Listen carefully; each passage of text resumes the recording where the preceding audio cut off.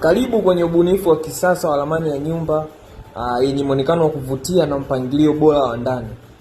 Kwa vipimo vya ujumla, nyumba hii ina ukubwa wa takriban mita 12.3 kwa mita 12.15.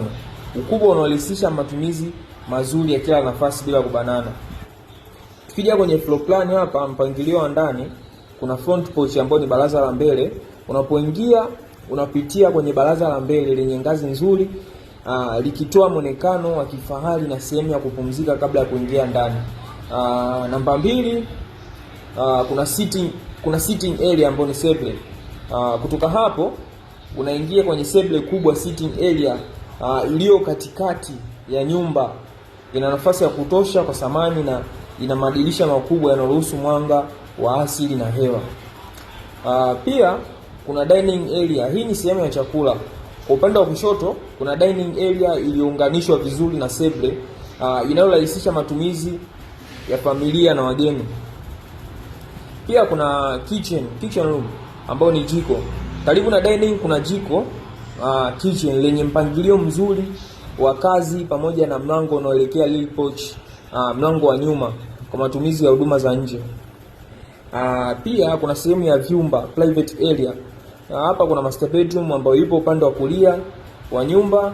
Ina nafasi kubwa, ina dressing room au eneo la kubadilishia nguo.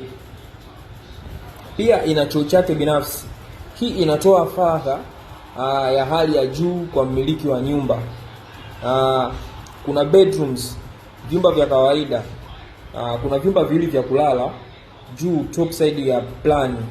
Vyote vina ukubwa mzuri, vimepangwa karibu kwa urahisi wa familia. Pia kuna common toilet, vyoo vya pamoja.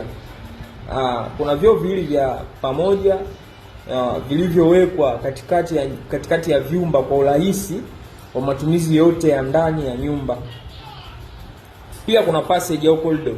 Mpangilio wa passage unaounganisha sehemu zote bila kupoteza nafasi au movement ya ndani ya nyumba ni rahisi na ya kisasa.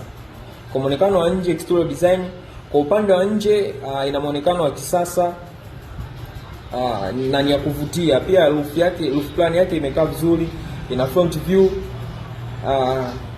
Hii ni nyumba iliyopangwa kwa umakini mkubwa, mpangilio wa kisasa, faragha ya kutosha, muonekano wa kuvutia, matumizi bora ya nafasi. Yes, kwa ramani hii hapa ambayo nimeelezea hapo, unaweza kutumia tofali za blocks zisizopungua 2500. Ikiwa kama utatumia tofali za choma badala ya tofali za blocks, basi hapo unaweza kutumia tofali 7500. Bati utakazotumia hapo ni bati 100 za futi 10 pamoja na mbao za kenchi 200.